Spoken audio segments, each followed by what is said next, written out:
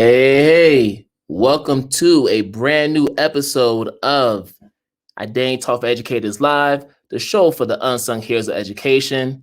I'm your host, Kwame Sarfo-Mensah. If this is your first time tuning into the podcast, we welcome you and we hope that you return for future episodes. If you're a returning listener or viewer of the podcast, we welcome you back and we hope that today's episode is one that you will find informative and enlightening. So before we get into the main event, I just want to go ahead and make a few quick announcements.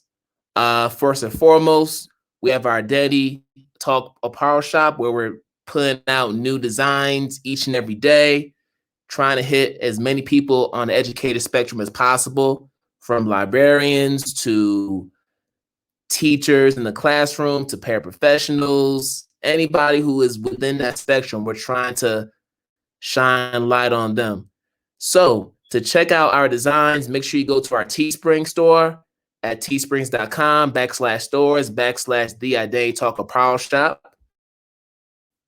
And then also, if you are someone who's interested in some professional development, we currently have our virtual program entitled Shape the Teacher Identity 101, which focuses on all kinds of aspects from culturally responsive teaching to family and parent engagement to shaping your own teacher identity in order to do the work that you were destined to do, among many other things.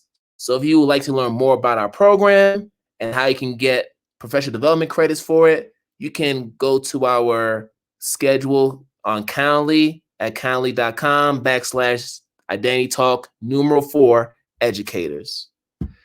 So those are the quick announcements. Now let's get to the main event. And we're going to be welcoming a woman who I've been following on social media for a while, and she's just doing some incredible work in the Sunshine State of Florida. This is a Teacher of the Year recipient. This is someone who's just doing some transformative work when it comes to just diversity, inclusion, equity, and social justice. So I'm just so excited to have Patricia Bebe come to the show to talk to us about her work. So let's go ahead and welcome Patricia to the show. And hopefully I said the last name correctly. Yes, Bebe, it's fine. Bebe, I know it's like Bebe, Bebe, because it's a Bebe and Bebe is maybe like same. French, right? And then my last name is French. So and I speak Haitian Creole. So in Haitian Creole is Bebe. So okay, sac passe. Hey, okay, that's what I'm talking about. But welcome to the podcast. How you feeling? Thank you for having me. I'm feeling great. All right. I know we've been trying to do it for a couple of weeks. I'm glad that we're finally able to connect and make this happen. For sure. I've been wanting this for a while. Yes. But let's go right in. So I know you're down in the Sunshine State of Florida. More specifically, you're in the Orange County area, correct? Yes. All right. So I just want to know from you, what brought you into the field of education?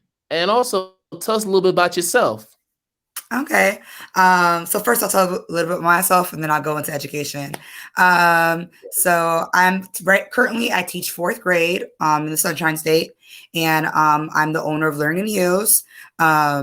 What brought me to education was, growing up elementary through high school, I always knew that I wanted to be an educator. But coming from Haitian parents from the Caribbean, it was kind of like you can only be a nurse, a lawyer, or a doctor, just due to knowing that, educators don't make a lot of money and they want their children to kind of be wealthy and live a privileged life. So I kind of went into college, kind of like, okay, well, I'm just going to put education on the back end, do this nursing life. I was doing well in school. And then I realized around my sophomore year in high school that I wasn't happy. I was passing my classes and I was getting to internships and ready to do my last 2 years. I just felt like I knew that what I want to do, I want to be happy doing it every single moment of my life. And so I decided to quit nursing and get into the education field. And then I went into a program in around 2000.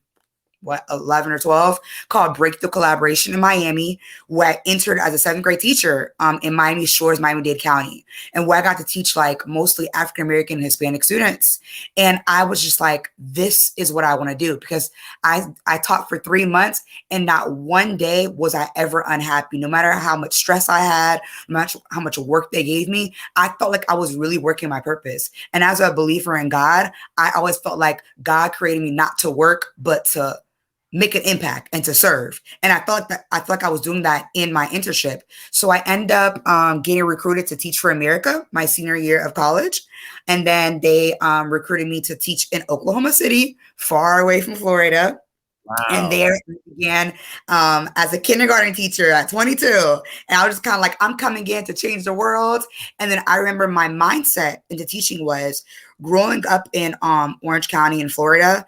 I remember most of my schools were diverse from elementary through high school. So mostly Black and Hispanic population.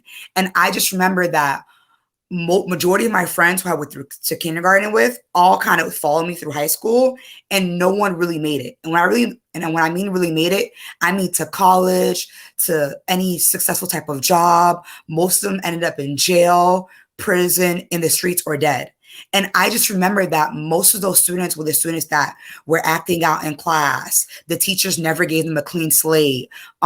Nothing was connective or meaningful in school. And I remember being that smart kid in school that although I was smart, I always felt that education didn't cater to me.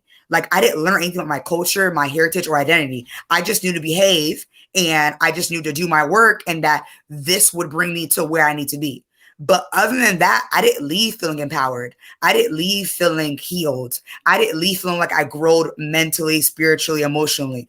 And then honestly, I left feeling, academically enriched, but to a certain extent. So I went into the classroom remembering all of my experiences from K through 12 into college. And I was like, I'm going to be the teacher that not only that I needed, but my peers, my family, and my friends needed. And I have never forgotten that. Every single day, I remind myself why I'm in the classroom. And that's what led me to becoming a full-time educator. And then eventually, 2 years ago, creating LearninginHues. And that's a perfect segue into the next question. Let's talk about LearninginHues, because this is something that obviously, just based on your story, it was going to evolve into this venture, which is your baby. Right? Yes. You stole the words out of my mouth. It's your baby. So I want to just hear what inspired you to start the company. And I know you shared a little bit about it in your introduction, but what's the overarching mission of the work you're trying to do through LearninginHues? Okay. So first I'll start how I started it, and then my mission. So my first year working in kindergarten, I was working in a school that was mostly African-American populated. It was actually like named after a civil rights leader. And it was Black History Month was coming around, and I was so excited because my first year and teaching, and it's Black History Month. And I was like, I'm going to make Black History Month the way I would have wanted it when I was a kid. So like I go in on my wall, on my door, I'm creating lesson plans and everything. And then Black History comes around, and I walk around the hallways, and there's nothing. Mind you, most of the teachers, like I'll probably say half and half, were Black and white, and most of the teachers were African-American, went to a HBCU. And there wasn't a discussion, a statement about Black history at all. And I'm looking like, what's going on? And then I start trying to find stuff to decorate my classroom, and I couldn't find anything. The only thing I could find was Lakeshore, which is like, the most notable, like, I guess, resource store for teachers. Yes, the only thing I could find at Lakeshore was like one packet of like civil rights leaders, and that was it. I couldn't find anything else. And so I had to make my own stuff. And I was just like, why can't I find? And so I was like, okay, maybe it's on Amazon or Etsy or something like that. When they have research classroom decorations for like, diversity, for Black History Month, for other things. And I couldn't find any at that time. And I was just like, now that I think of it, I've never seen anything past the MLK poster. And other than this new Lakeshore packet that comes with all of these, older, the regular smuggler, Harriet Tubman, Frederick Douglass packet of like pictures to decorate my wall, I couldn't find anything else. So I started asking teachers who were like older. I met a veteran teacher who was teaching for like 30 years. Has she ever seen like educational material that like promotes diversity, beginning from Black History Month to like other cultures and identities? And she was like, well, there was a couple back in the 80s that she still had because she was teaching for about 40 years and she had them. They're old and tattered. But she's like, other than that, I've never seen it.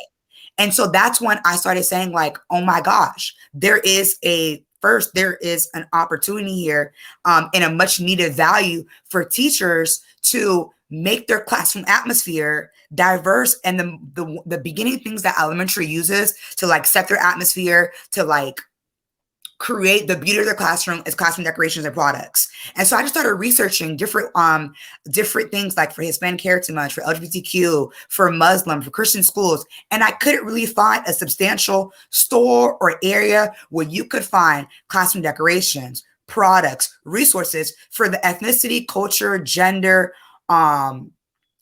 race of your child. So then I said, you know what? I'm going to create a platform for it. And then I kind of prayed about it. And then I heard my spirit told me that call it LearninginHues, to stand for learning in color. And where the mission is catering the hue in every child. And we mean the hue, not just the hue of your skin color, but the hue of your heritage, the hue of your culture, the hue of your beliefs. Because I feel like a lot of times we are fighting for education to be meaningful to us, but education should be fighting to cater to us. We're the children, we're the people. And I feel like it's the other way around, where we're begging education to give to us, where education should be going the other way around and fighting for its own students, its own people, its own learners. So LearninginHues just stands for catering, being connective, and finding meaning to every hue of every child. Every kid deserves to be represented.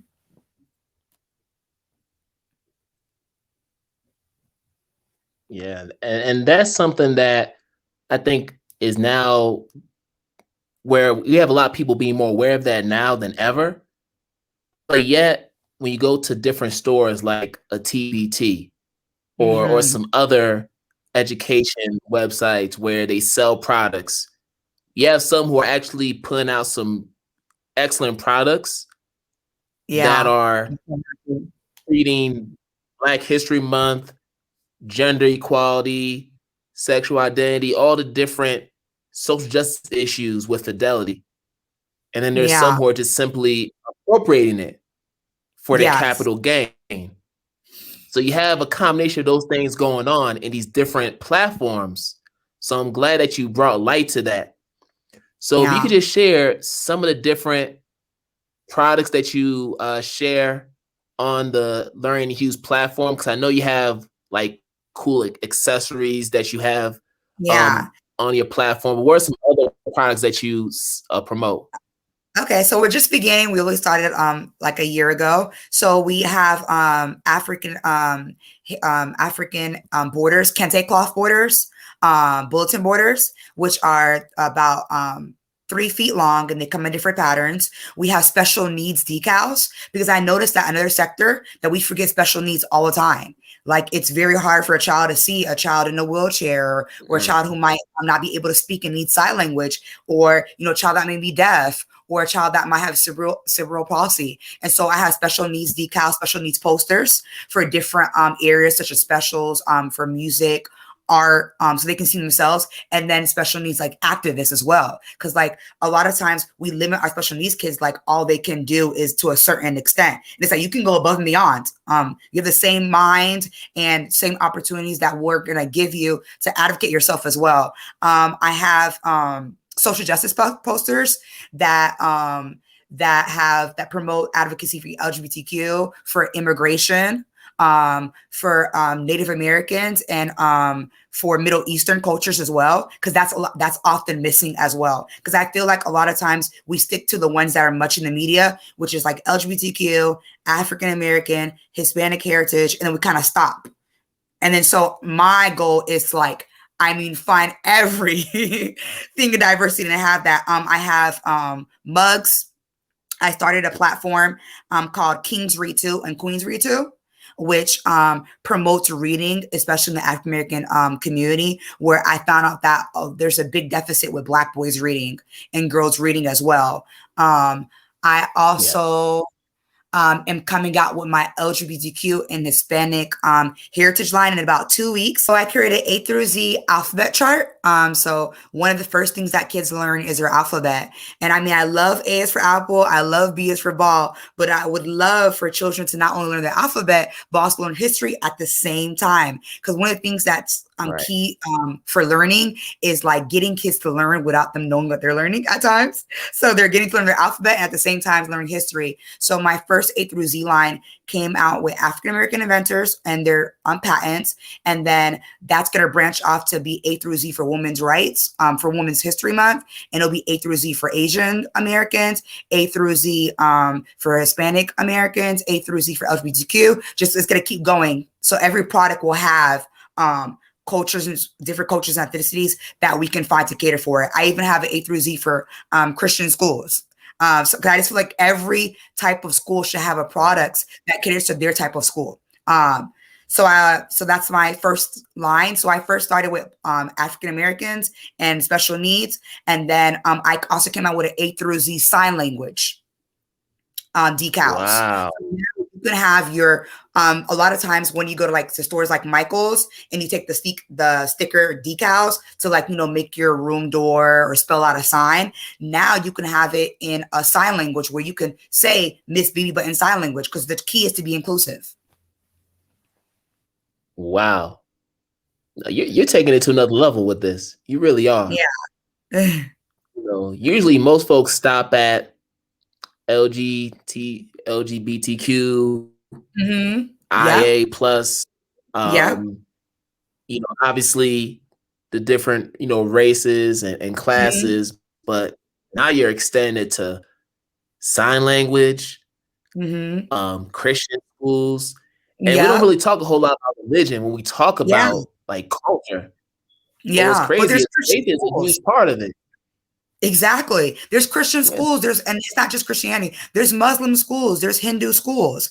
You know, like I may not be teaching at a Christian school, but am I not going to uplift my Christian school who is, you know, a Christian educator who needs some resources as well? As an educator, you're not for you can't stay in a bracket. No, not at all. Not at all. You have to continue to expand and touch Like as many people as possible. exactly. How many people we know, like celebrities, and people say, "Oh, I went to a Catholic school. I went to a preparatory school," and like we have to reach those children too as well. So I had to make sure that my goal is to hit every type of school for every type of student. And when you think about our classrooms, they're becoming more and more diverse. Yeah, those kids So, are in our schools too, just like you said. right. So that's even more of a reason to expand and try to reach as many people as possible so that Yeah, everybody is affirmed in who they are. yeah. And LearninginHues is just more than just products. I branch out because like my mission is to be an influence in the world, in my nation, and in my community. So the products, you know, are world, global, anyone can buy them, right?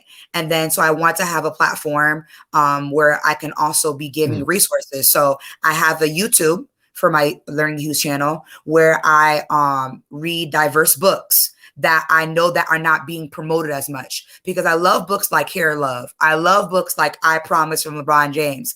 But a lot of those times we saturate the internet with these quote unquote the best books. And there's so many other books that hit topics that we haven't taught about. Like, you know, as African American, I'm not gonna lie, sometimes I get frustrated when every book that I see about social justice for African Americans is I love myself, Black is good, or, you know, slavery. And it's like you're telling the children that most African American children either have issues with their color or they need to know about slavery and civil rights. Now, I'm not saying we don't need to learn about that, but there's way more topics that, you know, are in the African American culture that needs to be hit, and we don't read about them. We stick to the popular book of the year, you know, the popular Barnes and Noble's book. And a lot of African American authors are not getting promoted with their books because they didn't hit the #1 bestseller. So what I look for is those books that are hitting topics such as, you know, a Black father and a Black son. It was so rare for me to find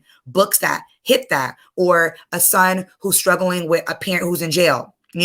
or, a mother who, is a journalist and she's Black. We're not hitting those topics. We're only giving kids a selection, and it's teaching them, in a way, some stereotypes about the Black community. So I look for books about not just African American cultures, but Hispanic cultures that I feel like are not being promoted as much in schools and in media, so that parents and children can learn more and expand their understanding of themselves. And that's important. Number one, I have a couple of books that I'm gonna shoot your way. Okay. Because I highly recommend them, and you may want to read them, on one of Please, your I love it. YouTube episodes. But Yes, I'll share some titles with you.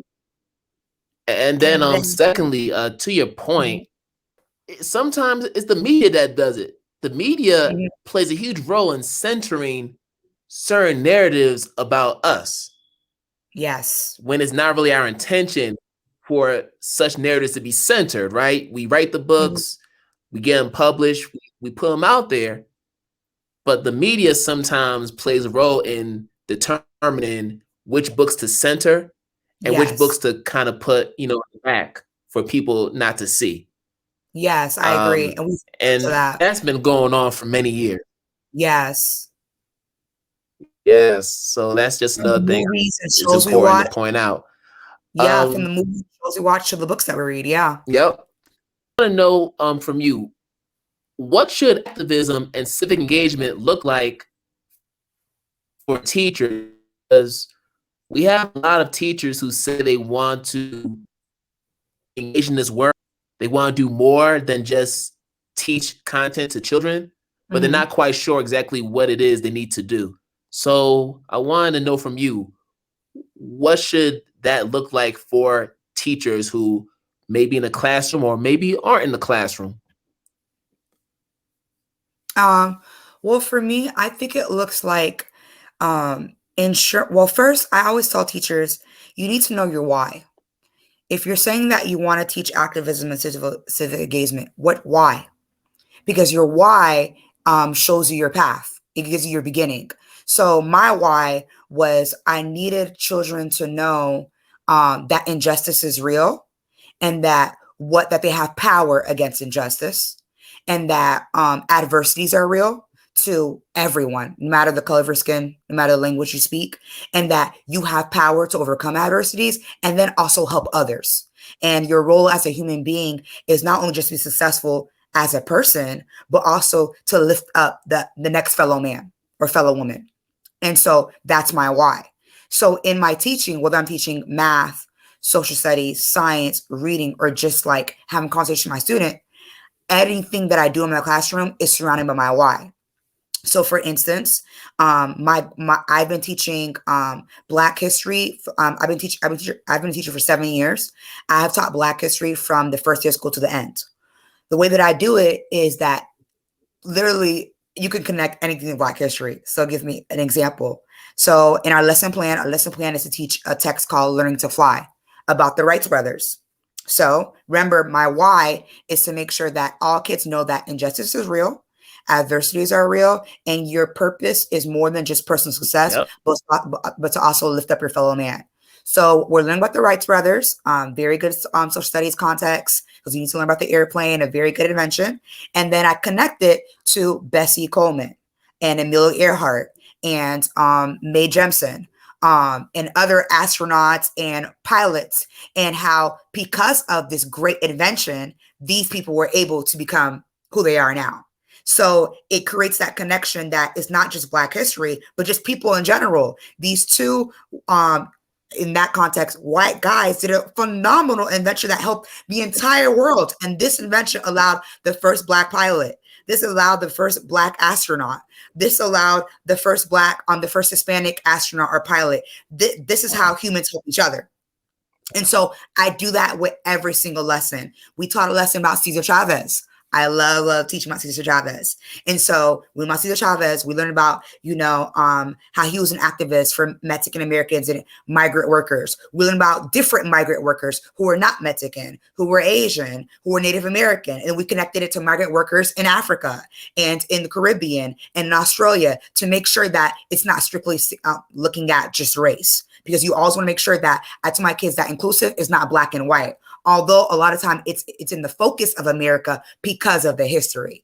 And then we go into those topics, and then I make sure I pull off those articles. I pull those tidbits that I'm constantly learning and researching as I'm planning. And then next thing you know, we're doing a contrast Venn diagram between Cesar Chavez and MLK, because Cesar Chavez was actually influenced by MLK. And then we do the timelines that they were both living in that same time, although Cesar Chavez was able to live longer due to what happened to MLK. So in every single lesson that I do, I surround it with my why. We could be in math, learning about fractions, and I will tell you how, I forget her name, Katherine Johnson, who was the,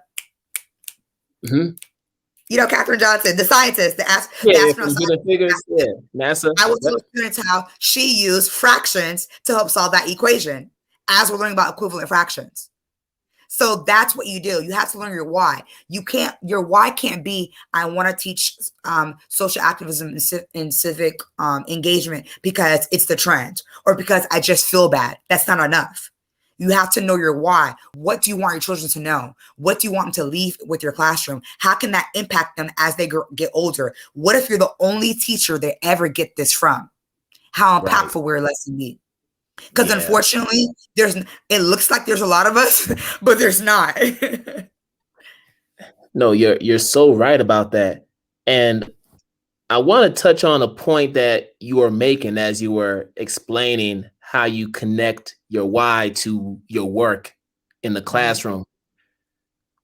So many people overlook the fact that teaching is an art form, and you have to continue to be a learner as you are teaching.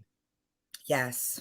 There are people who have this belief that, once you've passed your licensure test, I know in Florida, it's a beast. The licensure tests are a beast, and I've heard the stories about them, but that's another episode for another day, right? But people think once you've passed the test, you're quote unquote highly qualified. You've reached the ceiling in terms of the capacity you can build as an educator. But the thing that's crazy is we get so caught up with Common Core standards and frameworks and all kinds of pedagogical practice that we forget the fact that, no, we got to continue to build our capacity, build craft. Yes. And if you don't know something, you have a responsibility to look that up, because your students are inquisitive and they're going to ask the questions. And sometimes you may not be able to answer it on the spot. It's up to you to be able to figure out what the answer is. So that's part of the learning process. So I'm so glad that you mentioned the fact that you research, not only research, but you're constantly researching the history, because not every teacher who teaches history or civics or social studies is doing that. They're just going by what the textbook is saying, and they don't even bother to research what the textbook says to see if there's any bias taking place, to see if the actual ethnicities and cultures are being represented in an accurate fashion. Yes. So what you're mentioning is gold. Yeah. A true teacher is always a student. Always. You have to always be learning, and learning just comes beyond just the internet research and books. I mean, those are great too, but experiencing. If you're saying you want to do social activism and you want to be able to teach about different cultures, you have to be around them as well. And then also doing the work in your mind. Everybody has prejudices. Everybody has discriminations in their mind. And so you have to break those barriers and put yourself in those atmospheres. I make sure I filter what I'm watching. Am I only watching, I love being Black and I love Black TV shows, but I have to make sure that I'm watching other shows. I'm watching other movies, that I'm traveling other countries, that I'm eating other foods, I'm talking to other people, because that's how you learn from experiences as well too. I love books, but books can't teach you everything as well. Nor is the internet, but real experiences are also just as influential and impactful. How can you really gain your capacity as an activist and even as someone who's civically engaged if you don't apply what you've learned about it, right? So, people can read all the anti-racist books in the world, Yes. but you're not going to really be an anti-racist unless you engage with the folks who have been oppressed. Yes. And actually do the work necessary to support those folks who are oppressed. So Yeah. it's the same kind of concept, when you talk about that. But yeah, we have to be engaged in our communities. It has to go beyond the work that we do within the four walls of our classroom. I know for a fact that it's something that is beneficial to students because when I pop in to do some home visits, because I used to live in the same communities as my students, it was something that, I had to do because I saw that there are kids who thought I was playing when I said I would actually stop by your home to check on you because they don't expect teachers to do that. So when I popped up one day and I was like, "Hi, hey, miss, just want to let you know that Tommy has been doing his homework." She's like, "Oh, really?" Because kids they don't expect you to visit their homes Yeah. because it's so rare for teachers to actually do that, right? So just want to share that piece. But I did have one more question before we get to the lightning round. So we've been talking a lot about cultural relevance. We've been talking about social justice. How can teachers implement a classroom culture that's rooted in both of those things? What are some actionable steps that they can take to make that happen? And I know we shared some of those just now, but what more can be done? To implement a classroom culture as cultural event, social and rooted in social justice. So I first start with I usually look at my class roster. That's my first thing, just to kind of make sure that if I'm a newbie and I'm not, well read in culture relevant and social justice, I at least want to the bodies in my classroom. Start with that. So I kind of look at the cultures of my students, where they come from, their communities, and I go into making sure that how I set up my classroom, from what I put on my wall to what I engross in my lesson plans, caters to them. And then I go and I research what kids are into. I look at what they're watching on TV. I look at what's recently in the media, and then I incorporate that. I usually do like a survey of like different things that I know that I've seen on the media, that I've known that kids would, how can I say? Like, for example, coming back from the summer into school, majority of our kids knew about George Floyd. They might not have known everything, but they kind of all knew about like Black Lives Matter, or at least heard about that.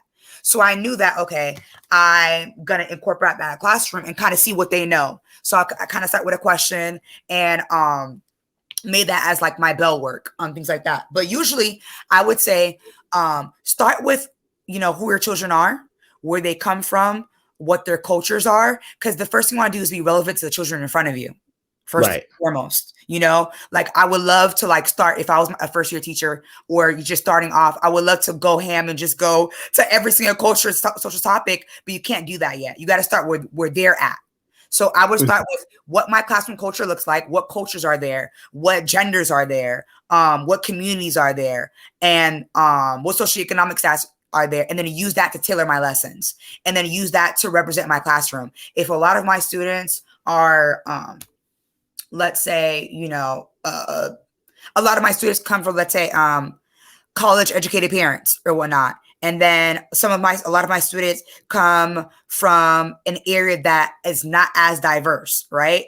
I would lift up their area and show there's areas around the diverse that connects to the area. So they can empower, like, oh, I live in, let's call it Blue Town.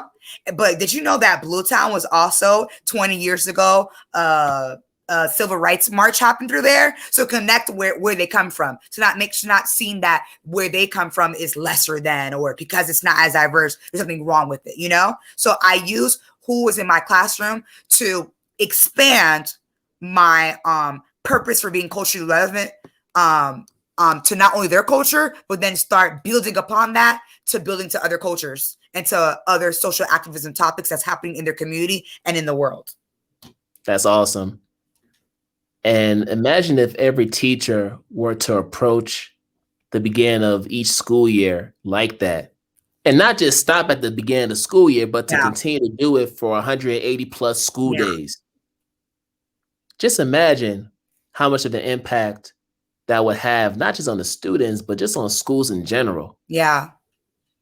And then the world, because nationally we would be producing that. No matter what state or city or county, they would be getting cultural relevant teaching, social activism, and anti-racism. Like unfortunately, you know, we don't live in a perfect world, and we know realistically that racism will never just be completely gone. But the goal is to make it not the norm. I would love for my future children to have a racist comment in their school and everybody looks like, what? Who says that? Because it's so not the norm. Right. That's my goal, is where, like, for example, a lot of things like, okay, let's use an example, like back in like 30, 40 years ago, special needs wasn't the term for kids with special needs. It was more derogatory terms, correct?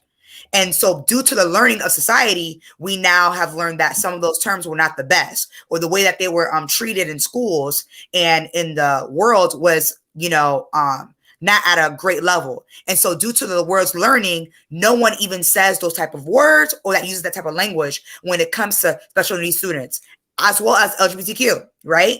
That should be the same way for racism. And every teacher, no matter what culture or race you are, when something of that nature happens in your classroom, whether it be a staff member, whether it be a person of influence, it should be so uncomfortable because it's so not the norm in society as a whole. But that right now, that's not what it is. I've had countless examples in my school, in my church, professional development, where these things happen all the time and everybody just let it washes it over their heads because no one wants to address it. Why? Why does it, when it comes to racism, social activism, culture, ethnicity, that we get meek, that we get silence, that we are afraid? That needs to be addressed on a national level. No, it sure does. Even with, I'll give you another example. Like with kindergarten, first, second grade teachers or just students, when they sit down. When I was growing up, they said, hey, you need to sit down Indian style, meaning, you know, you cross your legs and you sit down on the floor. Yes. Derogatory. That's very derogatory, especially towards indigenous people, Native Americans, right? Yeah. You can't say that. But I don't think, and I haven't heard it being said in a long time, but I'm pretty sure there's a sector of our country that still uses the term Indian style, which is very derogatory. Yes. So there are a lot of examples, as you mentioned, that we can point to that speaks to this perpetuation of racism that still is prevalent in our society. And we have to be vocal about it. We have to amplify these concerns. We can't just turn a blind eye to it and pretend that it doesn't happen, because by doing that, we're just perpetuating this. Yeah. And we need our districts and the people who have power to put this at the forefront. Because if every teacher was held accountable, like for example, in America, and well, not America, but like in Florida, I can speak to, we use like Marzano. That's the biggest, like that's the most popular rubric for teacher evaluations. How come culture relevant teaching and social activism is not something that you are evaluated on? Could you imagine how much teachers would change, even if they didn't want to, if they were getting evaluated on making sure their lessons are culturally relevant and have civic engagement? That would literally encourage so many, even the ones that unfortunately don't want to. It would be, if it was mandatory that, you know what, you want to be a teacher here in this nation, you have to be willing to be able to have these conversations, to be able to teach like this. That would help so much, but it's not something that's pushed nationally or even on a state level or county level in most areas. No, you're right. And I want to ask this to you. So, with regard to culture responsive teaching, and I agree with everything you said, but the thing with culture responsive teaching is, in terms of the practices that we use, Mm. it's relative to the cultures that are within your classroom. Mm. So, I think one of the things that's difficult about, I don't think it's difficult, but I think some people may think it's difficult, to assess culture responsive teaching is the fact that, all right, is there like a black way to do it? Is there Mm. an Asian way to do it? Is there a Latinx way to do it? Is there an indigenous people's way to do it? And I don't think it should be looked at in those terms. I don't Yeah. look at it that way, but there's some folks who actually do. And what I will say is, I think when we talk about CRT, which is another term that gets appropriated all over the place, Yes. right? I feel like it requires us to be inclusive of different instructional and even interactional practices, because we don't focus enough on like the mannerisms that exist within different cultures and how they manifest themselves in the classroom. And I think you don't always see that in a rubric. Yeah. And if you are an evaluator that doesn't have that lens or the cultural literacy to recognize that what you're seeing is a normative behavior within that culture, that ultimately impacts that person's evaluation or their score, which Yeah. then ultimately leads to them maybe not getting a pay bump, Mm-hmm. maybe not being able to go to the next level on their license. Mm-hmm. So there's some ramifications that occur Mm-hmm. when these things exist. So I think it's something that we do need to look at. We need to be more Yeah. inclusive and really expand what good teaching is ultimately. Yes, I agree. I definitely agree. Yeah, it's there's definitely depths and aspects to that. But in that, I say it. We just got to change the terminology then, because you're right. It does depend on the culture of your students. But then I would question that with, okay. However, when the student opens the door, you live in a culturally you live in a culturally diverse world. So maybe it Yeah. needs to be culturally diverse teaching. Because for me, I'm right now I'm teaching in a classroom where it's mostly students who are Caucasian. Yet I teach about every single culture.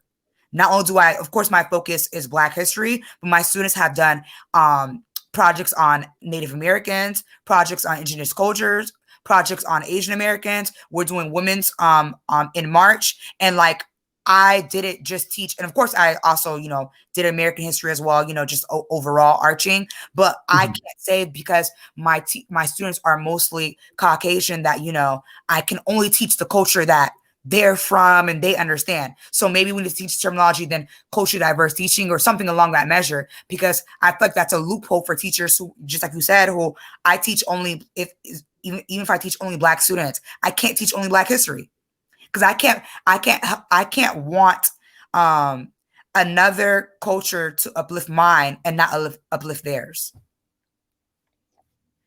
No, absolutely. And So I so definitely many understand. people, Yeah. yeah, so many people take that approach though, Mm-hmm. especially in the more affluent white neighborhoods Yes. where the approach is, well, 90% of my kids are white.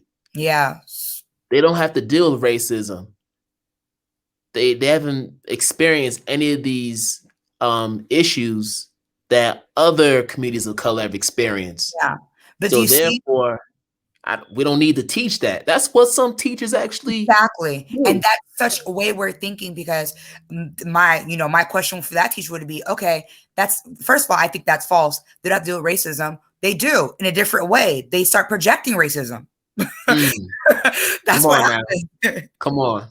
No, Like, no, and that's what we need to point out more of. But I think when you look at most school districts in a particular state, mm-hmm. um, like the state departments, they spend more time looking at the more urban school districts than Mm-hmm. they do the affluent districts, Yes. without realizing that a lot of infractions, sometimes more infractions happen Yeah. within those affluent school districts. Yeah. But because there's no radar on them, Mm-hmm. they get away with so much. Yeah. Because they're promoting an agenda. It's clear. Yeah, We've been doing very it clear. for so long. So long, so long. But we do need to change that paradigm for sure. Yeah. Whew. All right. Man, we took it up there. We took it up there. I love it though. But now, yeah. But now we're gonna bring it down. We want to bring it down to the lightning round, because Yeah. now we want to get to keep it light, Exactly. right? We want to get to know a little bit more about Patricia, a little bit more about what happens with her outside the classroom. Because part of this experience on this podcast is being able to humanize our teachers and getting people to realize that we don't sleep and live in our classrooms. We actually do more than just teach. We actually have lives outside the classroom.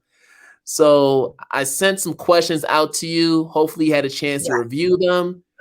And the first question I want to ask is this: with all the work you're doing to try to support your students and your colleagues, how does Patricia exercise self-care during this difficult time we are in the pandemic? First and foremost, I love binge watching TV. I am a sci-fi, comic, action, fantasy nerd. So any show that comes out, like, on something that I've, learned when I was a kid, so like, what show just came out? Like, okay, as a younger, I guess considered a millennial, there's a show that came out called The Winx Club. The Winx, and I watched that show on Fox, and I was super dope and excited. And then I was like, you know what? You don't understand. I watched this when I was a kid, so I love binge watching TV that's fantasy, action, comic, historical related. Like I am a super huge nerd about that. So I love just sitting down and just not having to think about anything and just thinking about a made up character's life. Secondly, I love eating out. It was hard during the pandemic. Now Florida's a little bit more open, so we're a little more risky. Mhm. um, so I love trying out new foods. Like I love, like, there's not a limit that I won't spend on food. It's a problem. And before the pandemic, I love traveling. I've been to every continent except Africa and Australia. The goal was to go to Africa this year, but due to pandemic, I have to wait on that. So I love traveling. And so even though I'm in Florida, I've been like doing a lot of nature things, such as like, just going to zoos, going to botanical gardens. I'm planning to skydive in a couple of weeks. So I love doing adventurous things. If there's like a festival in town, it could be art, it could be sports, I will go. I love having new experiences. So I'm Wow. always like looking at what's going on in town to go. So that's me. Like I love to just be out and about in my area, finding out what to do. And then lastly, yoga. Yoga definitely helps because stretching is good for the mind, body, and soul. So yoga, and then church. I am a Christian. I identify as a Christian, and I love praying.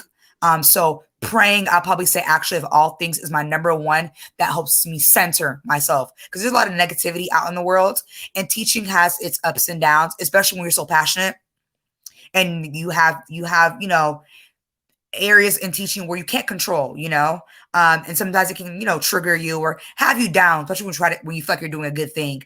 And praying helps me a lot. And we need prayer. We need to have faith in what we're doing, because if we don't believe in the work that we're doing, if we don't believe in the vision of the work, You'll give up. you're going to give up easily. So, as you were explaining your self-care activities, you kind of touched on a couple of the questions that I was going to ask you. Um, but I want to touch on the skydiving for a second, because my wife, she did skydiving years ago when she was a Peace Corps volunteer in Zambia. And she actually tried to get me to skydive, and we finally did it, albeit a simulated version in Vegas, which I guess doesn't count. But for me, that's as close to the skydiving experience that I'm gonna get. You're Yeah. not gonna see me jump off a plane and fly millions of miles down to the ground with a parachute. That's just not gonna happen. I'm sorry. I was the same, honestly, a couple of months ago or weeks ago.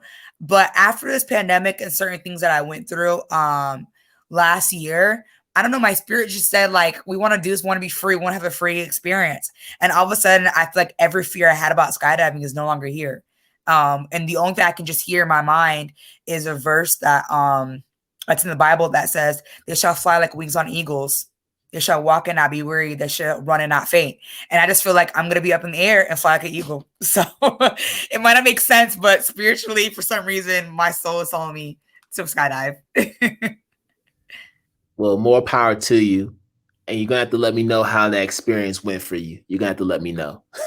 I will, definitely. All right. If you can invite 3 influential figures to dinner, dead or alive, who would those individuals be? Ooh, that's a good one. Okay, I would invite Malcolm X. Just because I feel like I learned about him so much older, instead of, like, I feel like I'm still learning about him. So I just really would like, just to meet him. I feel like I know more about all other social activists other than him. So I would like to meet Malcolm X. I would bring DMX. He's my favorite rapper. What? Yes, I'm a big DMX fan. And I would bring Mansa Musa. Wow. This is definitely the most diverse dinner table I've had on the podcast up to this point. The DMX is a first mention. Wow. Yeah, he is my all-time favorite rapper. I am a diehard DMX fan. My dog's that. Yeah, and Mansa Musa, like, that is black royalty right there. Like, yes, it is. I've never met a royal, African American. Not only that, the richest. Like, oh, I would love to meet Mansa Musa. But you know what? Just going back to DMX, if you've heard the brother speak, he is as spiritual as they come. Yes, every he song, is as grounded as they come when it comes to his Christian faith. Yep. I mean, I think he's an ordained minister. If I'm not mistaken, he actually is an ordained minister. Yeah. Like he recites scriptures and does everything, but people get caught up with the rough exterior and the what and the all that. He's a true example of relationship and not religion. There you go. If you listen to all of his music, all of his songs, there's always references. Yeah. He's God. so authentic and genuine. He just gets real. He's been doing it from the first album. Yeah, he's never changed despite of all the struggles he's been through. My Lord, his rap sheet of predicaments is serious, and yet here he is, and that's why I feel like I love him so much. Yes, you talk about someone who personifies resilience. Yeah. And redemption. Yes. It's definitely DMX, and he's actually in the process of creating some new music. I think he's got a new album coming out, so I'm looking forward to listening to that. I already got his sweatshirt. I'm a serious fan. Oh wow! So what's your favorite DMX album? Let me take a guess. I'll take a guess. I'm gonna say It's Dark and Hell is Hot. Yes. It's Flesh of My Flesh, though. I do love Flesh of My Flesh. Okay. But it dark and hell is hot. I don't think it's possible not to be. But I do love Flesh of My Flesh. But yeah, it's my first. Sometimes depending on how I feel, I like Flesh of My Flesh. But yeah, Dark and Hell is Hot is my favorite. All right, cool. No, that's what's up. Wow. That's dope, man. DMX at the table. I'm still tripping over that. I would, oh my, I would have a ball. And like, I think he would be astounded at how much I know about him. Like, I'm such a DMX fan, and people think I'm so weird. But every time since I've been young and I've heard that he had like, he went to prison, or he, he fell back into like, drugs, I literally prayed for him every single time. Like, so he got out. Like, in my prayers after like I prayed about my mom and dad as a kid, I was like, and then God forgive DMX. Like, literally anytime that I have heard that he's been going through something such as prison or drugs or some type of strife, I would literally make sure that I prayed for him until I heard that there was a solution. Oh, for sure. That's what he means to me. Oh, for sure. And I don't know if you've caught Talib Kweli's podcast, The People's Party. Yes. You've seen a DMX episode? Yes. Every couple of weeks I kind of research him to see what I've missed. Like, I don't understand. I don't think there's an interview online that I haven't seen of DMX. Like, I've gone on Saturdays where I'm like, I just want to learn about DMX, and I watch every interview old. Like, man, you are obsessed. Yeah, you're not playing. You are not playing right now. Man. And it's not even like, like people are like, oh, he's like really hot or whatever. It's not even like that. It's just like, I love him as an artist. Period. Second would be Tupac, but DMX is like my favorite. Yeah, and you know what? He is somebody who doesn't get enough love at all. He doesn't get enough love for what he did, just for the culture. So I'm so glad you put him at the table. I always do. Anytime that I can, I'm gonna push him out there. Yeah. Mr. Earl Simmons. I'm sure you knew what his government name was, but yeah, the one and only. I believe he's the third too. Say it again. I think he's the third. I think he's Earl Simmons the third. Oh, really? So basically named after his father. Yeah. Yeah. And one of his children is also Earl Simmons. I believe he's on child number 17, which is okay. Hey, we still love him though. We still love him for all his works. Yes. Wow. Well, what a great way to end this podcast. Well, Patricia, thank you so much for just taking the time to share your work with LearninginHues and just your journey as an educator. But before you leave us, if you could just share with the good people watching and listening to us how we can follow you, maybe the website for LearninginHues so we can check out some of the products and the new products coming out. Let us know. Yes, we're coming out with new products in March and in the summer. So you can find me at first my Instagram handle at learning_in_Hues. Same name on Facebook as well. And then my website is www.learninginhues, no spaces, all lowercase.com. And then on YouTube, LearninginHues, just LearninginHues, all together. But yeah, LearninginHues, Instagram, LearninginHues, learning_in_Hues for Instagram and Facebook, and learninginhues.com for my website, and LearninginHues for my YouTube. And also, if you feel free to email me, info@learninginhues.com as well. All right. You all heard it. Pretty easy to remember. Pretty consistent down the line with our social media platforms. But Patricia, thank you again for taking the time to share with us. And we look forward to hearing about your skydiving experience and everything else. Maybe all right. Last. Yes. But you have a good rest of the day. All right. You too. All right. So, folks, there you have it. We have another episode of IDTALK4ED Educators Live in the books. But before I leave you all, I want to just let you know that we have our Stay True to Teaching You Summit happening this spring. Yes, we are doing it, y'all. We're having this summit. It's been a long time in the making, but I'm finally glad that we're going to be bringing it to you all. And it's going to happen April 16th through 19th. As you can see, we have just an incredible roster of educators who are going to be pouring into us for 4 days, talking about everything from social, emotional learning to teacher wellness and self-care to culturally responsive and anti-racist practices. It's going to be an experience like no other. and you'll be able to register today if you go to our website at IDTALK4EDucator.com/conference. You'll get all the information you need to know about the conference, the speakers, and everybody else involved. And please make sure that you share this with a colleague or even an aspiring educator who really wants to build their craft.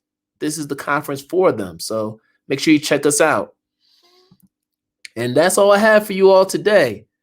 So until next time, as I always say, good morning, good afternoon, good night, wherever you are in the world. We are going to do this again another time. Peace out, people.